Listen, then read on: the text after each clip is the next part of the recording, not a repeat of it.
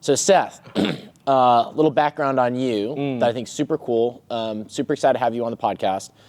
Number one, you were one of the first players I coached at Soccer Genome. I know, back at Heritage. Before Heritage. Smith Creek? Even before Smith Creek. So the first time I trained you and your brother Nathan was at a park, I think either off Leadmine Road or Lynn Road in Raleigh. Okay.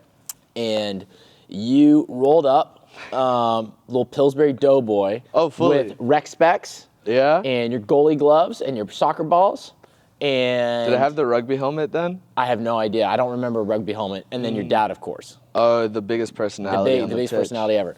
And I actually found out that I was going to be a dad at that session. That's right. I remember. I know the Yes. story now. I got the call yeah. that my wife was expecting at the end of that session. So it was a pretty big deal. I think I was probably 22 at the time. Yeah. Soccer Genome had just started. I think we maybe had 5 kids. I remember I was driving over here. I was thinking it's been like 12 or 13 years now that I've been coming. That's crazy. I know, it is crazy. How old's Rory now? So Rory is going to be 11 in September. Yeah. And Mackenzie's going to be 13. That's so exciting. In That's August. crazy. Yes, that makes me feel old. Yeah, we are all getting older. No, Yes, don't yes. say that. It's not a bad thing. I'm enjoying getting older. Why don't we start off with who are you? What do you do? What's your first memory of Soccer Genome? And what would you like to share kind of with the audience? So I'm Seth. Been playing soccer for since I was 4. Been a goalkeeper since I was 4. Fun. Played in college, and my first real memory of Genome was training with you at Heritage. Even though I guess we trained before that, but I don't know. Genome's in my blood at this point. I've been Bleed here. green. Yeah, fully. I mean, I started coaching here a little bit when I was 18. And I trained from 11 to 18, did some coaching, went to play college, and then I've had the opportunity to come back and coach a couple times. So I don't know, you guys can't get rid of me. No. Yeah. No. So talk about your kind of early experiences in soccer. Talk about what the game taught you. What keeps you coming back to the game. Yeah, so I was a goalkeeper since the age of 4, which is kind of funny, and it was because I was a little bigger as a kid, hated the running aspect, but I always had kind of good hand-eye coordination. Man. So much running. Oh, it's terrible. It's so But bad. not if you're between the posts. Yeah, no, between the posts was my place. I really loved it, and it just, when we moved over from South Africa, I used to play soccer and rugby were my 2 sports, and surfing, but in Raleigh, North Carolina, surfing, no beaching. bro. There's no beaches, no surfing, not really a rugby team, so soccer was the easy one to carry on. And as I've gotten older, there's been a couple times where I've definitely fallen out of love with the game, but as that time goes, I always come back hungrier. I was talking to my roommate before I came here, and I remember after I stopped playing college, there was a period there where I didn't touch a soccer ball for a year, really just wasn't involved, wasn't watching, and then I missed it. And I remember I went and I played one pickup game, and then that's when I say I fell in love with the game. I started watching it on TV, and instead of just watching how the ball was moving, started watching the players off the field. Off the ball. Checking how they moved. And as I've just continued to pour myself into this game, I feel like I've learned more. It's changed me as a person, the way I interact with people. So many of my values and the way I carry myself, I think, come from this game. So it's really impacted my whole life in every way. Why do you think you kind of fell out of love with the game for a little while? I think when I was in college, I had some toxic relationships with my coaches. So that definitely pushed me away. I remember my freshman year, my coach, I love him now, but at the time I wasn't used to his coaching style, and it was really aggressive, and that kind of pushed me away a little bit. Even though I had a great year, I was really successful that year, but I moved on to Elon, started playing there, and then the coach and he brought me on, gave me some false promises, and then I was like, okay, well, this isn't what I thought it would be. Mm-hmm. So I left, and I was like, okay, I'm done with it, it's over. And as time goes, you hear the call, and it pulls you back, and it's just... So what was that moment that pulled you back? So coming out of Elon, graduated? No, so I was still at Elon, but I left the team when I was a junior, going into my junior year, and then I studied abroad in London. Okay. And I've grown up as a diehard Chelsea fan. It's tragic. And What a shame. What do you mean, best team in the world? Shame. And we were staying like a 15-minute walk from the stadium. That's awesome. So then I really got into the pub culture of it. And I'd go to the pubs and we'd watch the local games. I'd go outside Stamford Bridge for the games. And being in that atmosphere is kind of what brought me back to it and showed me this new level of respect. I found this new level of love for it because I saw how it brought people together in a way that I'd never before. Because you don't really have that same culture here in the U.S. when you watch soccer. No. Yeah. No. While you were in England, did you play at all? When I studied abroad, I played pickup in the park a little bit, but I didn't play anything super competitive. There's like some, kind of like what we have in here, there's some like little net fields you can go and play pickup, so I used to do that. But when I was younger, I had the opportunity and I went and I trained with a semi-pro team in Northern Ireland. Oh, okay. And that was a really cool experience. Okay. Because it was like a very different way in which they played versus here, you know? And at the time, I was also like a 17-year-old kid with all these men. Right. So it was terrifying. I mean, I was lucky enough to play with them at all.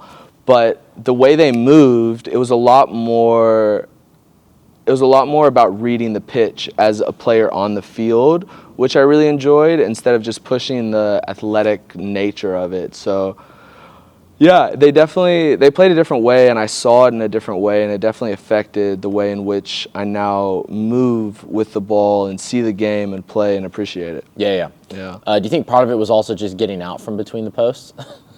Yeah, I mean, I love... One can only take so many shots on goal. Yeah, once I stopped playing in college, I think I was telling Evan and Vinny yesterday, I don't think I've played a competitive game in goal for like 2 years now, and I've just been playing midfield, and I love it. Living my dreams, you know? Get a goal every now and then, but that's also definitely developed my knowledge and understanding, because it helps you translate it back, and it's really helped me with coaching here as a goalkeeper, you know, because now I know the importance of what a keeper needs to understand from a field player position.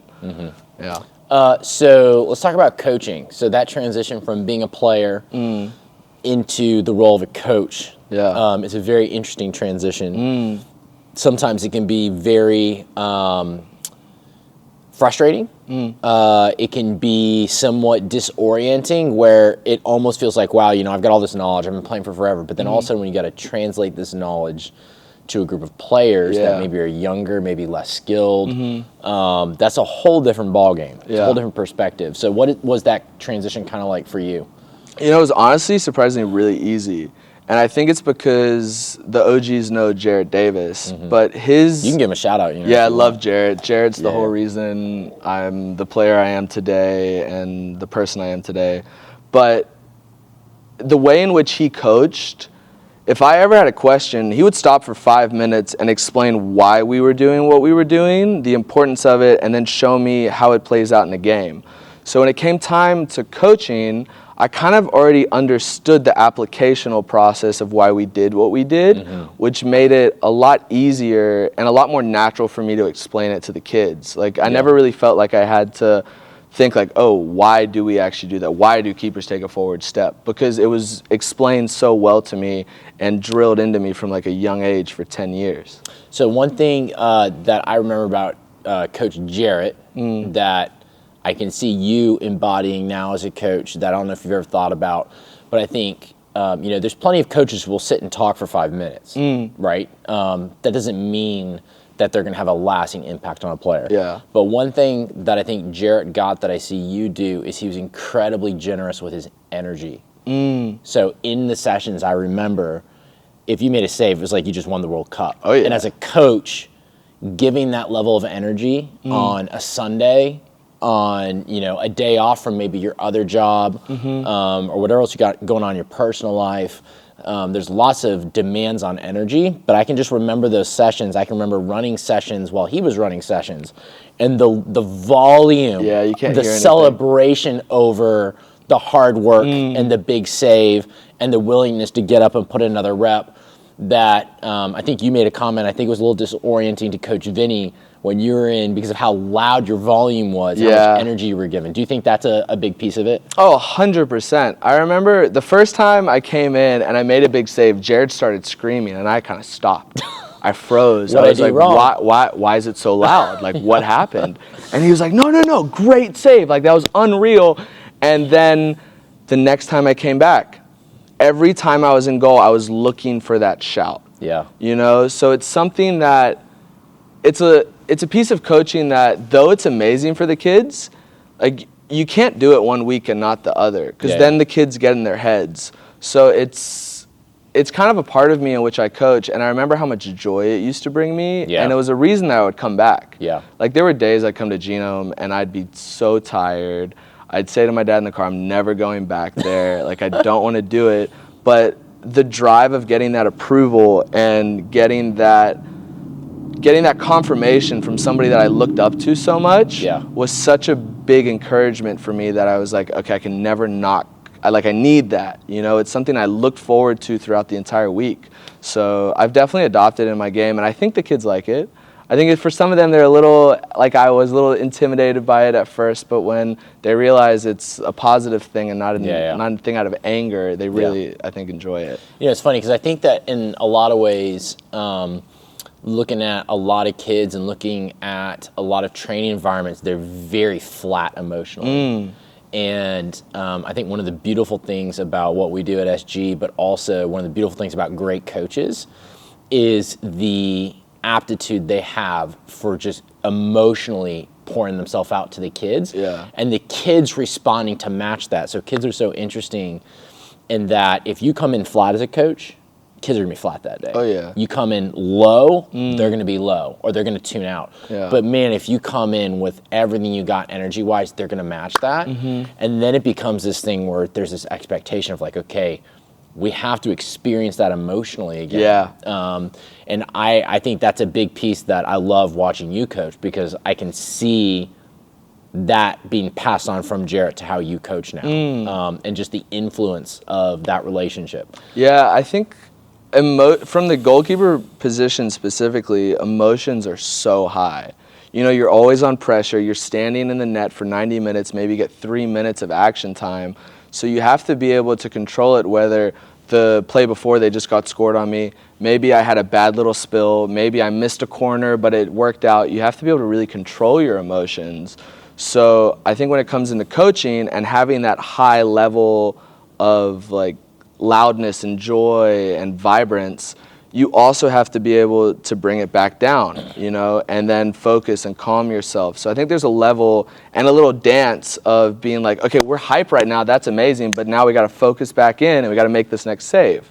So it's a weird balance you have to play every time you're in here coaching as well as playing in the goal. It's an emotional place to be. Yeah. So if we were to fast forward 10 years into the future, what do you hope your players you're working with now, if they were sitting in this chair, would say about you?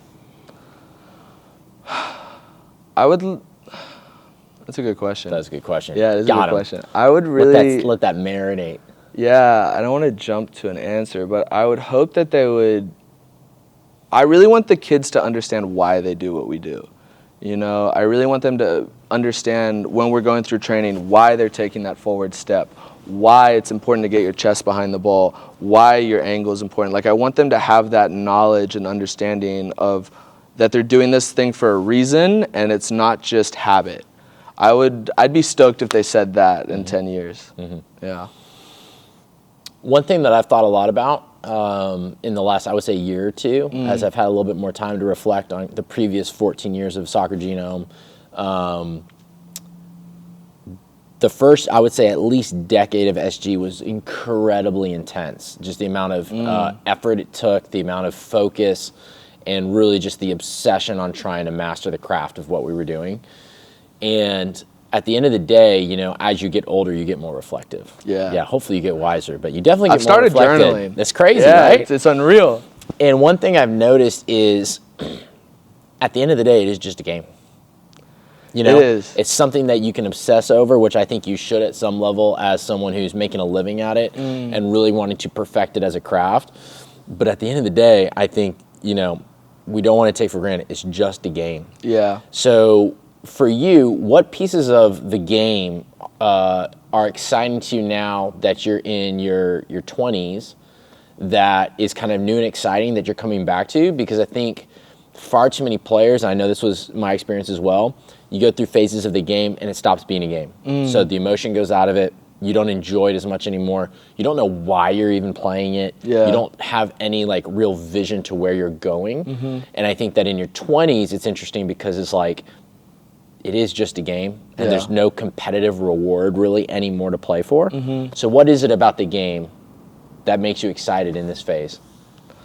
I think something I really enjoy about the game now that I didn't when I was younger is I feel like I look at it more like a chess match. You know, like I understand formations more, and I really enjoy when you see that kid make that off the ball run, and he doesn't get the ball, but he does it the next play as well because he knows that that's where he needs to push. You know, he understands the spatial awareness of it. So I think looking at the game as more of a fluid motion has been really exciting rather than just focus on the ball and push, goal.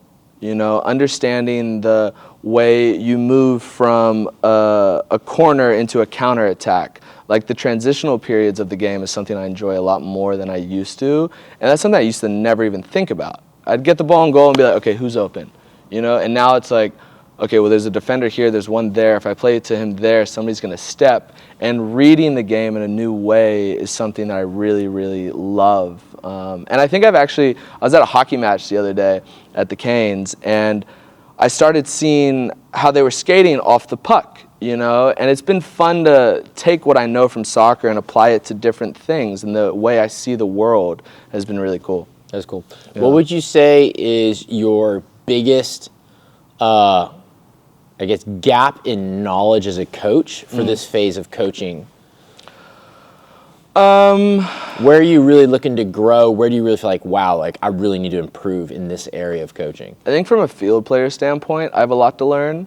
I think with goalkeepers, I'm really confident in my knowledge, and I think I could kind of go, not to toot my own horn, but I think I could push what I know against some like quite high level people. But when it comes to a fields player and a technical ability, I think I'm still very surface level. You know, I understand where to move, I understand why we do things, but there's a lot of growth I need to have when it comes to coaching a team. I've never coached a team, so that could honestly be my answer, because I'd love to one day do that for my kids, you know, or get involved in that at a higher level. But right now, I don't have a good grasp of what's needed by a coach on the sidelines to get the desired result out of your team on the field. Yeah. So that's something I'm really excited to explore and dive into a little deeper. Yeah. I mean, I think that was one piece that we really kind of differentiate ourselves early on, was recognizing like, hey,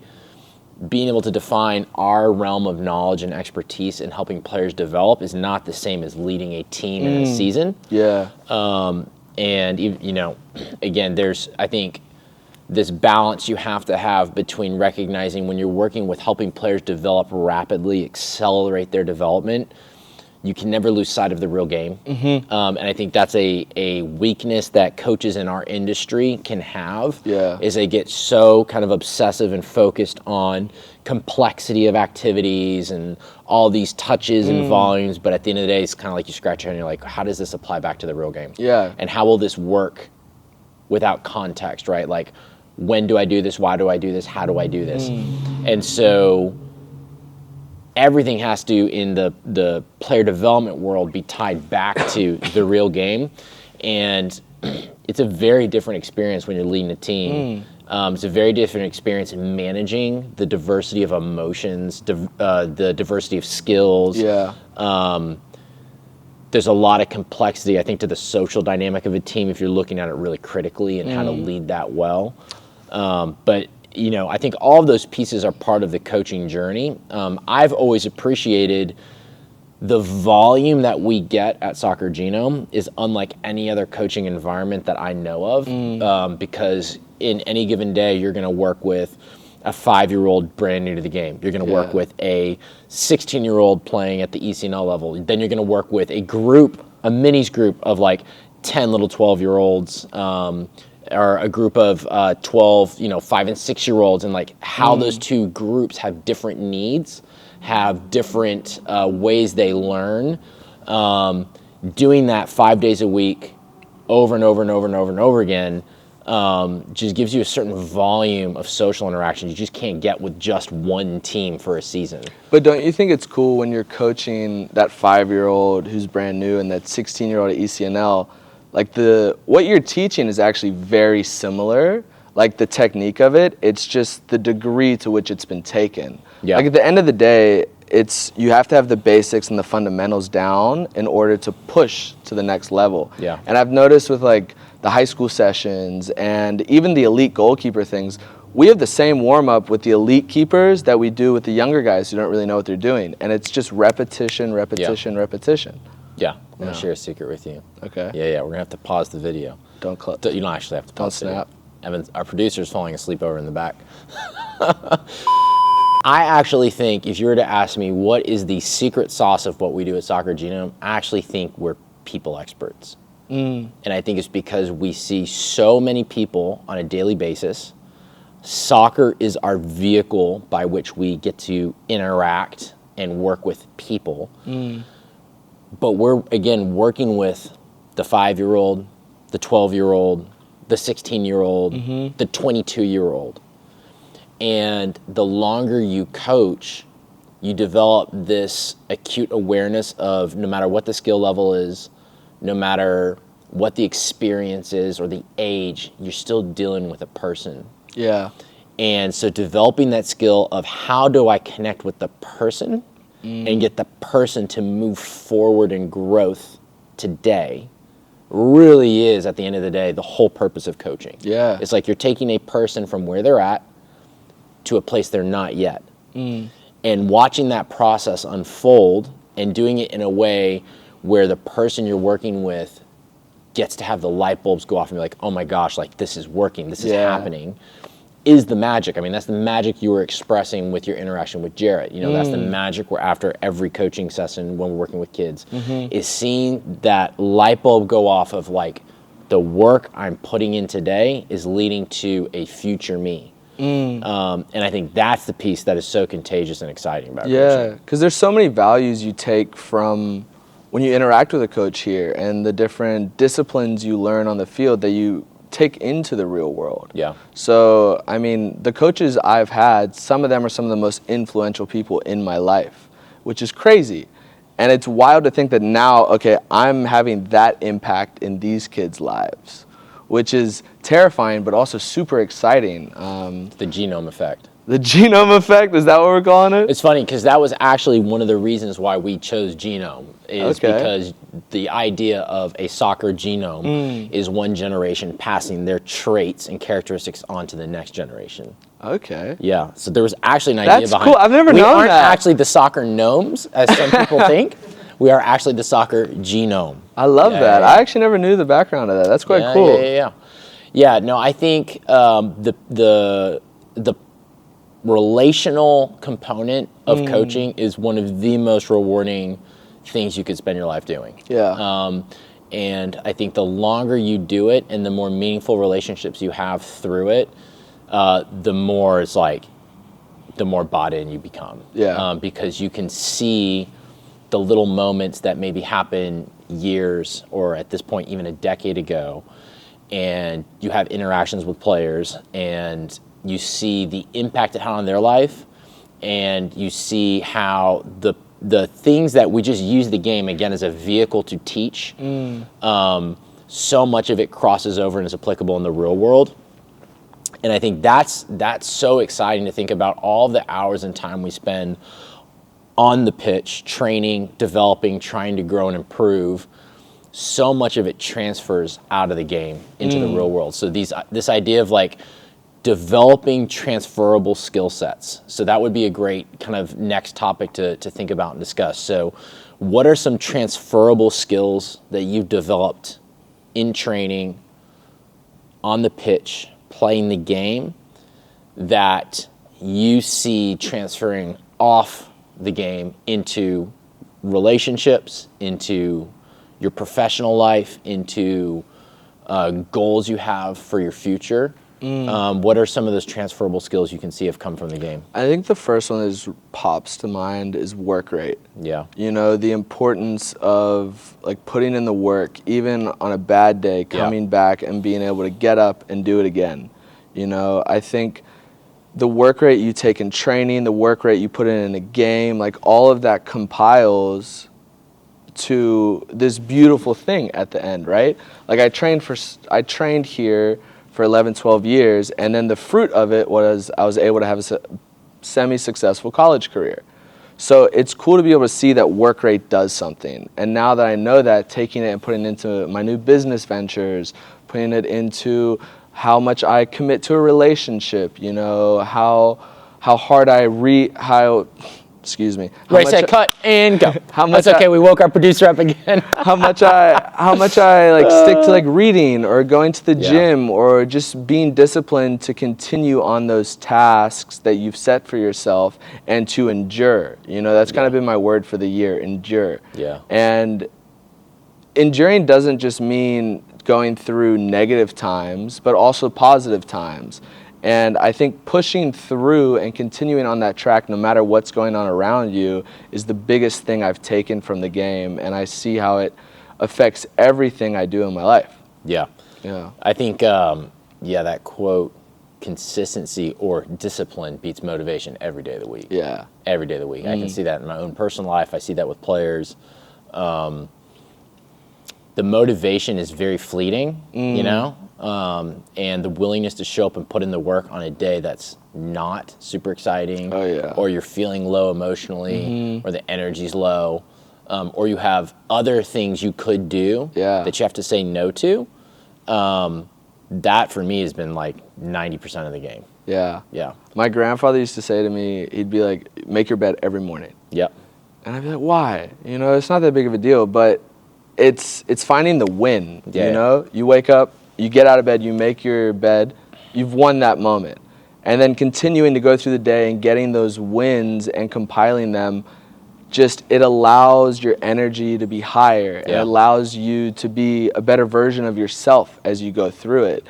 And even, I think the hardest thing to do is when maybe, let's say you don't get a win, taking that and continuing to strive and not letting that push you down a long road of negativity. Yeah. I think that's a really hard part of life and soccer. What would you say is the hardest thing you're going through in your life right now? Hardest thing in my life right now, there's a lot. It's kind of a season of change. You know, I recently moved out fully. I'm now fully self-sufficient, which is terrifying. Paying bills is terrifying. Hey, welcome to adult life. I know. Yeah, let's go. But I think it's like leaving my mom, quite a difficult task. And it's still only been a week, but that's going to be something that I'm going to have to work through for a while now. And I'm really lucky in the fact that I'm not that far away. Yeah. But knowing that she's completely by herself now, really scary. Yeah. You know?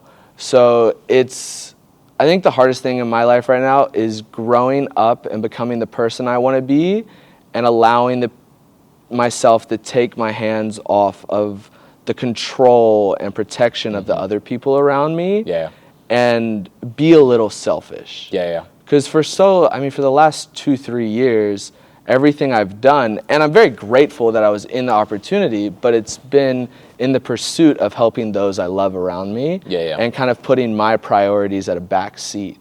So I think having this little bit of a mental shift into realizing that you're 24 now, you're turning 25 in July, like you have to get a bank account set up fully that maybe could sustain a family one day. You have to build the habits that lead to a fruitful life. You have to really get everything together. that's scary. Yeah, because you got to take risks, right? Yeah, you do. Yeah, especially I think if you have a good support network and those options are there where you could play it safe. Yeah. There are parts of you that will never grow and will never develop if you have just a safe environment all the time. You have to challenge yourself. You got to take risks. You have to challenge yourself. And I think since the person who always used to force me to take those risks was my dad. Yeah. And now that he's not around, being able to force myself to do it is something that I've had to realize. Yeah. You know, it's taken a second of being like, okay, nobody's going to wake you up and drag you in the morning now. You have to get up and you have to do it. Yeah. And it's a scary thing, but it's a part of growing up. Yeah. You know what I mean? And I'm very blessed that I had that. But it's been exciting, terrifying, rewarding, hard to do it. Yeah. So it's been an interesting path recently. Yeah. Yeah. If you were to look 5 years into the future and the man you want to be at 30, Yeah. what does that man look like? And what are the behaviors you have to practice now to become that man? I think the behaviors, I feel like I'm just repeating myself, but it's discipline. You know, In what areas of your life? in spending, in So how do you manage your budget? yeah, your managing finances? my budget, managing my time, making sure I'm getting a good amount of sleep, making sure that I'm putting in 100% at the things that are going to propel me forward, Yeah. instead of just saying yes to the short-term rewarding factors. So let me frame that question in a different way. So what would you want people around you to say of that future Seth 5 years down the road? What kind of character traits would you want them to point out about you that you're striving for now in the present? I would want people to have trust in me, and I'd want them to say that Seth cares for me at a genuine level. You know, I want to be able to help those people around me. I want to be able to care for people in such a way that if they need my help and they deserve my help, I'll give it to them. Like, I'll be there for those who deserve it. Yeah. Yeah.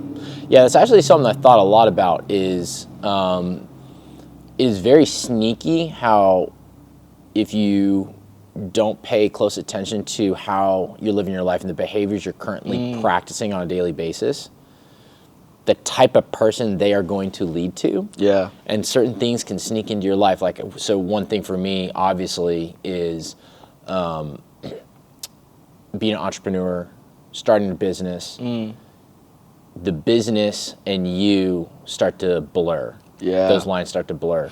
And before you know it, it's like, holy cow, like I'm making decisions and I'm acting in a way where like the most important thing to me is that my business grows. You know, and it's like, that's not the most important thing, right? Like growing could be the worst thing right now. Like that's not what we're after. Yeah. And so recalibrating and reevaluating daily behaviors that reflect your belief system. You Exactly. You got to walk the walk. You got to walk the walk, and you got to make sure that, again, you know, I keep coming back to whatever habits and behaviors are happening on a daily basis, that's who you really are, and that's what's shaping who your future you is going to be. And so it's not like your future you is just going to happen. No. It's going to be a result of the way and the actions and the behaviors you've had and done over the previous 2, 3, 4, 5 years have shaped. Like one thing that we talk about in business a lot is where we are today is because of actions we took and decisions we made a year ago. Yeah. I think thinking back to that question you just asked me of like, what do I want people to say about me in 5 years? I think the answer I want people to say Seth's genuine. Yeah. You know, like I want there to be a trust that I'm not just saying something to make somebody feel good. Yeah. You know, that what I'm saying is truthful, is out of love for who's ever in front of me, but I'm not just saying something to make somebody feel good. Yeah. Because I think it's really easy to fall into the trap of being a yes man and supporting people even though maybe it's not the right decision for them. It's not the right decision for you, and being able to make those hard decisions in those moments and controlling your inner thoughts. I think something If you figure that out, let me know. Yeah, I'm trying, but I think that's a big part of growing into the person I want to be, or whoever you want to be in the future. Is it can't just be an outward change; it needs to be an internal change as well. Yeah. So again, I think part of being genuine is also just embracing kind of your weaknesses and your insecurities. What would you say is one or two of your biggest kind of insecurities or fears or weaknesses as a person? We're getting personal here, baby. Let's go. Yeah, I think I'm afraid of people to judge me. Yeah? Why do you think that is? I think growing up, I put a lot of value on what people thought about me. And I really respect, shout out to my brother Nathan, because he's never really cared. And that's how my dad was. They never cared what people said about them. They were always who they were, always, no matter what. If you disagreed with them, with it, right? And they were confident in themselves. And I think I'm at a point now where I'm starting to figure that out, and I'm starting to become who I really am, externally and internally. But I think for a while, and it's something I still struggle with now, the external Seth was maybe a bit of a show to make people feel good, or I'd kind of change who I was around in order to fit in. Which just, it's really hard on you personally. You know what I mean? Are you kind of like a peacemaker? Is that what you say?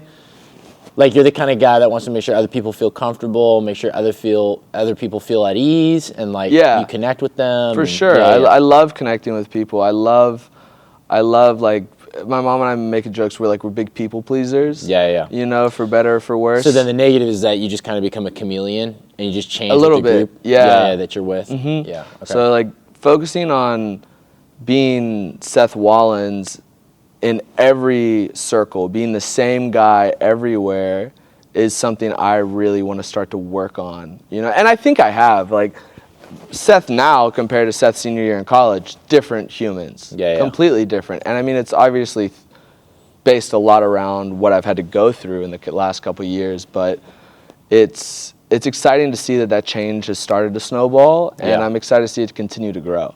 So kind of bringing this to a close, what are like maybe one or two areas that as a coach you want to leave an impact at Soccer Genome, whether you're here for a year, 5 years, a decade? What's that lasting impact, one or two things that you want to leave behind with the brand, right? Because I think one way we talk about Soccer Genome as a brand is that it's like a personality, and it's the sum of the collective experience of people at SG.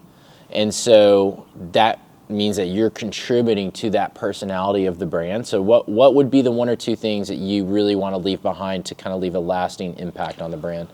I'd want every kid who came into Genome to feel seen. You know, and to feel that they should be here and that they're not an imposter. Because I remember when I was a kid at Genome, like you see everybody around you and how good they were. You know, the Gabe Mercers, the Dylan Burks. Shout out to Goat Academy. Yeah, those were the guys that were my peers. Like I'm older than I think Gabe, but like we're all same a good year. Group, And the level of play was unreal, but I was so intimidated. Friday night pickups, I was terrified, you know? But at the same time, as I continued to come and get more comfortable, my confidence grew. And I remember it was really because of the coaches, because of Noe, because of you, because of Aaron, Jarrett, everybody. They would always say, "How's it?" They would always like get really excited when I walked in the building. So I think I really want to continue making sure kids feel seen here. And then when they come to Friday night pickup, even if they're not the greatest, they feel that they deserve a spot here and that they're not somebody just showing up because that their parents are forcing them to. Right. Yeah, that's awesome. Well, Seth Wolins, this was great. We're going to have you back on the podcast. Exciting. I'm going to come back? Yeah, we're going to have you back. No, but I appreciate you coming out, and obviously it's super fun for me as someone who is invested in your life to see you back coaching and investing in a bunch of players here at SG. So well, I can't thank you enough for having me on the pod and having me back in the building on a daily basis. The journey continues. I know. I'm excited to see where it goes. Awesome. Yeah. And cut. Woo, Ev, we about lost you a couple times, bro.